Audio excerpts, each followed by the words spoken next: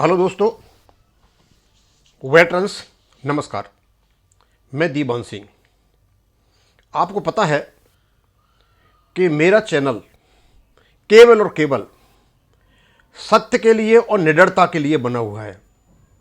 हम ना किसी को गाली देते हैं, ना किसी का अपमान करते हैं, ना किसी का निरादर करते हैं, लेकिन जो सच्चाई है वो अपने चैनल पे या यूट्यूब के माध्यम से रखते हैं। मेरे सामने आज एक कमल पाटनी जी का एक लेख आया, मुझे बड़ा प्रभावित किया और उन्होंने उन लोगों को लताड़ा जिनकी जिम्मेदारी है कि रिटायर्ड बैंक पेंशनर्स के मुद्दों को गंभीरता से लिया जाए और उनको सुलझाया जाए। मैं उनका लेख पढ़कर के बताऊंगा, क्योंकि आजकल जो भारतीय मजदूर संघ का जो ग्रुप बना है व्हाट्सएप पे और व्यक्तिगत चीज़ें जो भी हैं वहाँ पर इस प्रकार की चीज़ें हमारे पास आ रही हैं। और पाटनी साहब को मैं धन्यवाद देता हूँ कि इतनी निडरता से, इतने स्पष्ट शब्दों में इन्होंने अपनी बात कही है। और ये सीधा सीधा अटैक है किस पर? ये अटैक है वेंकटाचलम साहब पर, AIBRF के जैन साहब पर और AIB पार्क के KV आचार्य साहब पर, यानी रिटायर्ड पेंशनर के एसोसिएशन पर भी, और सबसे ज़्यादा UFU के जो नौकरी उन पर। लेकिन सबसे ज़्यादा आंतवा जिस व्यक्ति ने बेच खाई है वो है वेंकटाचलम, जिसकी चलती है। अब इसको मैं रखता हूं, हो सकता है उन तक पहुंचे, इस चीज में वो ध्यान दें। और ये है कि भाई ठीक है, ऐसे लिखते ही रहते हैं तो ऐसा 30 साल से होता चला आ रहा है, ऐसा ही हो सकता है, लेकिन मेरा काम है इस चीज को मैं पेंशनर तक पहुंचाऊं। वो लिखते हैं, जिसको हमने बनाया उसी ने हमें भुला दिया। कहां से शुरुआत की? थैंक यू पाटनी साहब। बैंक और LIC पेंशनर्स की उपेक्षा पर कठोर सत्य। ये बिल्कुल सही है। जो आज पेंशनर है बैंक के और जिन समस्याओं को झेल कर आए हैं, LIC के जो पेंशनर हैं जिन समस्याओं को झेलते हुए आए हुए, आज उन्हीं को हमारे ही साथियों ने और भारत सरकार ने और इवन कोर्टों ने भुला दिया है। कहते हैं भारत की वित्तीय व्यवस्था की रीढ़ कहे जाने वाले बैंक और LIC कर्मी आज अपने जीवन के अंतिम चरण में अपनी ही संस्थाओं के अन्यायों के शिकार हो रहे। कितनी बेशर्मी की बात है, शर्म आती है मुझे। अपनी ही संस्था कर रही है, मतलब बैंक कर्मियों के साथ, रिटायर्ड बैंक कर्मियों के साथ अपने ही बैंक कर रहे हैं, अपने ही ऑर्गेनाइजेशन कर रहे हैं, अपना ही UFB कंस्टिट्यूट कर रहे हैं। और ये रिटायर्ड संगठन जो बने हुए छत्र छाया में, अब मुझे तो अभी पता चला कि जैन साहब वेंकटाचलम साहब की छत्र छाया में रहते हैं। और लगभग वही हाल KV आचार्य जी को बता रहे हैं। ये सारे के सारे नेता रहे हुए पहले और आकर के इन्होंने यहां पर यूनियन बना ली और इनका एक 60 गांठ है कि किसी प्रकार से अपने मजे होने चाहिए और सब बैंक कर्मी कुएं में जाओ। जिन्होंने देश की अर्थव्यवस्था को स्थिर रखा, मुद्रास्फीति मंदी के दौर में भी जनता का भरोसा बनाए रखा, आज वही बुजुर्ग पेंशन, अपडेशन और स्वास्थ्य सुरक्षा के लिए अदालत के चक्कर काट रहे हैं। अब मैं ज्यादा क्या इसका एक्सप्लेनेशन करूं, ये तो स्वयं वकील है, वेरी नाइस पर्सन।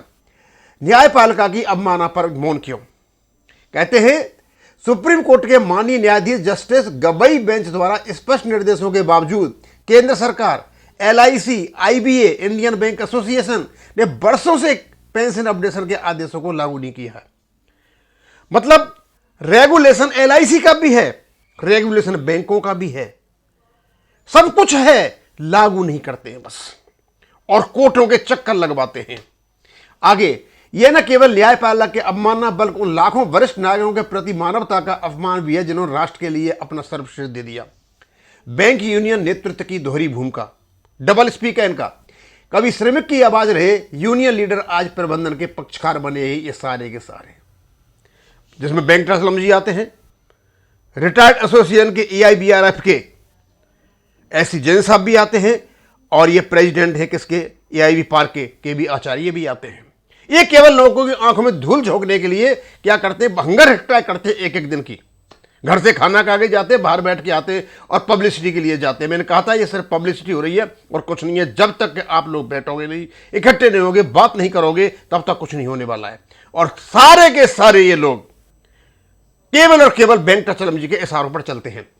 इन नेताओं ने पेंशनर्स और कर्मचारियों हितों को IBA और बैंक मैनेजमेंट के सामने अपने स्वार्थ के लिए बेच दिया। बैठकों और समझौतों में करोड़ों का फंड, पद और राजनीतिक संरक्षण के बदले उन्होंने अपने ही साथियों के अधिकारों का सौदा किया।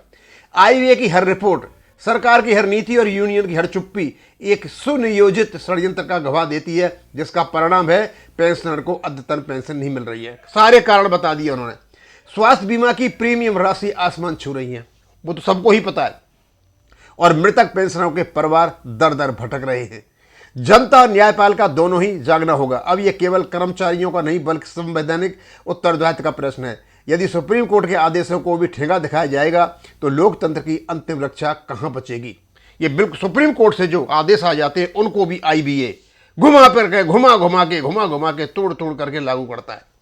अब आवश्यक है सुप्रीम कोर्ट में अवमानना याचिका का नवीनीकरण, लोकपाल लोकायुक्त का सामूहिक ज्ञापन, मीडिया और जनता द्वारा यूनियन नेतृत्व की जवाबदेही की मांग, और सबसे बढ़कर पेंशनर्स की संगठित शांतिपूर्ण पर निर्णायक लड़ाई।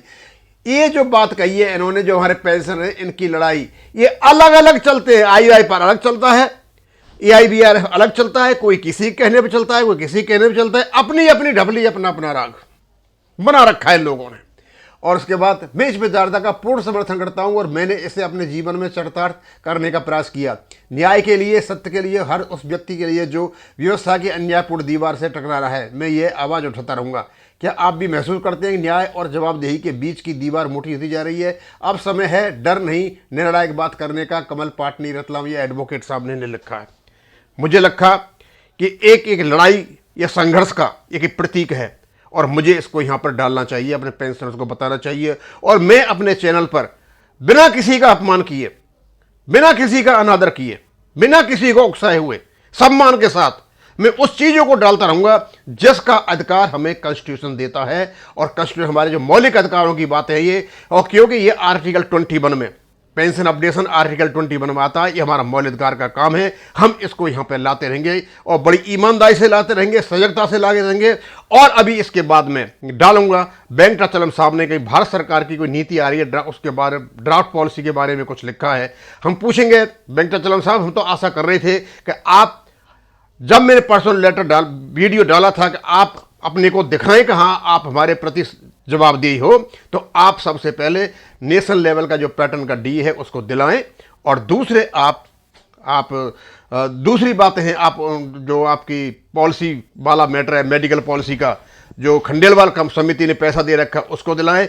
और रही उसकी बात पेंशन अपडेशन की, आप प्रयत्न करते रहे, कोर्ट में केस पड़ा हुआ है, हम उनकी आशा कर रहे हैं कि उनके बारे में आप कुछ लिखो, उनके बारे में नहीं लिखा, आप दूसरी ही बांसुरी बजा रहे थे।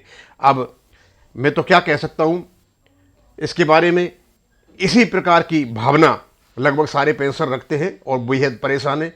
और मेरे समझ में नहीं आता कि सब कुछ होने के बावजूद भी, रेगुलेशन होने के बावजूद, 1995 का रेगुलेशन है, होने के बावजूद भी पेंशन अपडेशन क्यों नहीं हो रहा है। इसमें केवल और केवल किसी का हाथ नहीं है।